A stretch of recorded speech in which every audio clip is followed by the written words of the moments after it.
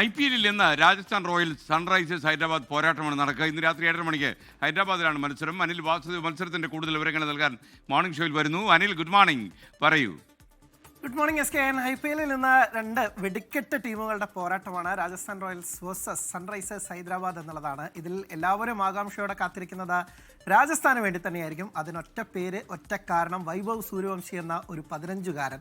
ഇതിനോടകം തന്നെ ടൂർണമെന്റിൽ വമ്പൻ അടികളുമായി കളന്നിറങ്ങിയിരിക്കുകയാണ് വൈഭവ്. 14 കഴിഞ്ഞ് 15-ലേക്കൊക്കെ തന്നെ കഴിഞ്ഞ് ഏതാനും ദിവസങ്ങൾ മാത്രമേ ഉള്ളൂ. പക്ഷേ അദ്ദേഹം അടിക്കുന്ന ഓരോ അടിയും കിൻഡൽ അടിയാണ്.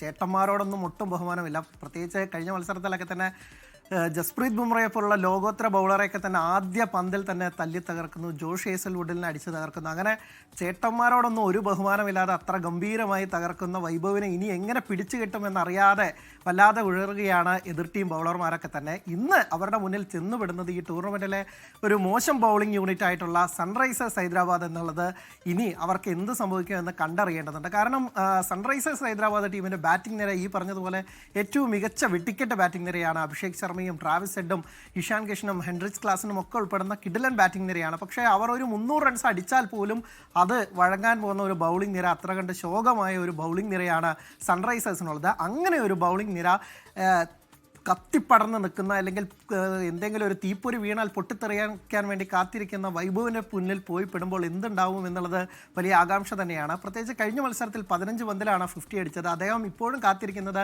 IPL ഏറ്റവും വേഗമേറിയ സെഞ്ചുറി നേടാനുള്ള ശ്രമത്തിലാണ്. ഒപ്പം തന്നെ ക്രിസ് ഗെയിലിൻ്റെ 175 എന്ന റെക്കോർഡൊക്കെ തന്നെ ഇപ്പോൾ അടിച്ചെടുക്കും എന്നത് കാത്തിരിക്കുകയാണ്. അപ്പോൾ അങ്ങനെ ഇരിക്കുന്ന രാജസ്ഥാൻ്റെ വൈഭവ് ഇന്ന് എങ്ങനെ കളിക്കുമെന്നതിലും വലിയ ആകാംക്ഷയുണ്ട്. ഒപ്പം തന്നെ രാജസ്ഥാൻ വലിയ രീതിയിൽ മുന്നേറുകയാണ്. 4 മത്സരങ്ങളും ജയിച്ച 1-ാം സ്ഥാനത്ത് തുടരുമ്പോൾ സൺറൈസേഴ്സ് ഹൈദരാബാദ് 4-ൽ 3 മത്സരങ്ങളും തോറ്റ് അവർ പുറകോട്ട് പോയിരിക്കുകയാണ്. അവർക്കും പ്ലേ ഓഫ് സാധ്യതകളൊക്കെ തന്നെ നിലനിർത്താൻ ഇനിയുള്ള മത്സരങ്ങളിലൊക്കെ തന്നെ ജയം അനിവാര്യമായിരിക്കും കൂടിയാണ്. എന്തായാലും ഒരു ഉഗ്രൻ പോരാട്ടം, പ്രത്യേകിച്ച് റൺമഴ പെയ്യുന്ന ഒരു പോരാട്ടം തന്നെയാണ് നമ്മൾ ഇന്ന് ഹൈദരാബാദിൽ പ്രതീക്ഷിക്കുന്നത്. SKN.